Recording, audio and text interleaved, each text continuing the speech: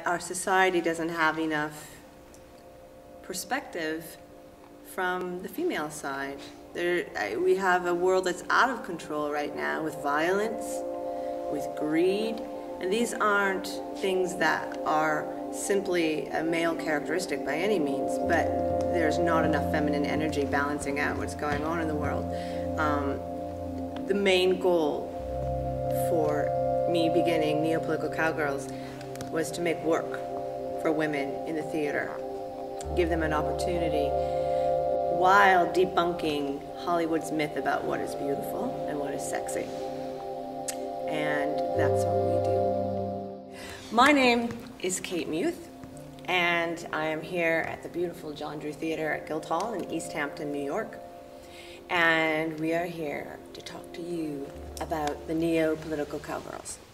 The Neopolitical Cowgirls are made up mostly of a constant company of women, though we do use men in on a project-by-project basis. We're happy to let men in and use them, and boys.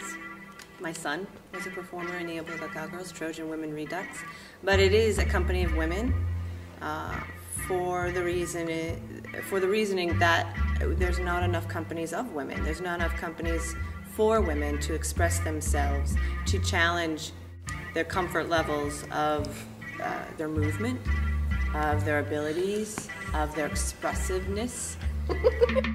And I wanted to create that opportunity for as many women, as well as myself, as I could. Wait, should I talk first about where we've been? Our first real production was a piece called Wody Gurch Mama. And it is made up of the words woman, lady, girl, bitch, and mama. And it was 18 dances, which is a lot of dances, going through the gamut of experiences for girls and for women.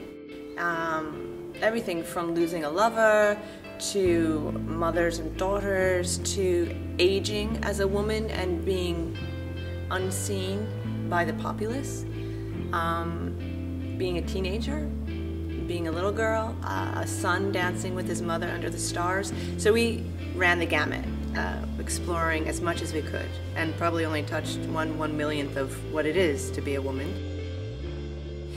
And the next piece we did was Trojan Women Redux, and that was taking Euripides' ancient tale of warfare and what it does to women and children, and turning it on its head a little bit, starting off with the rule of thumb of Euripides saying that, you know, war does this and it destroys families and brings demolition and kills. And I thought it was very important to change the ending because keeping it the way it was, keeping women as victims and tied to their male-defined reality was not going to help us, wasn't going to help us in the modern day at all. So we had to change the ending. And as we go forward, there are a lot of wonderful ideas that we have in terms of site-specific work, like our Zima Walk, which means winter in Polish. And the creativity of site-specific work, I think, brings nature together with women.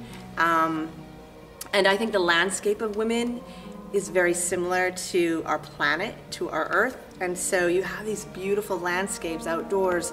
And I think putting women on a pathway or in a vignette or dancing outdoors brings nature in with women and women with nature, ties us together.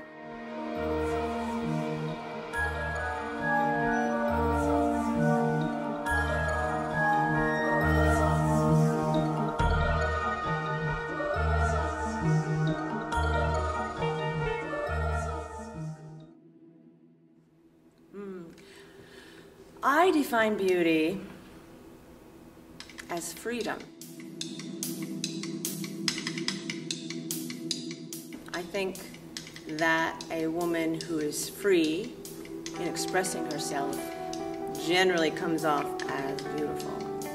I think a woman has to be free of images in her head and language in her head and perspectives in her head that don't necessarily belong to her in order to feel beautiful, in order to feel free.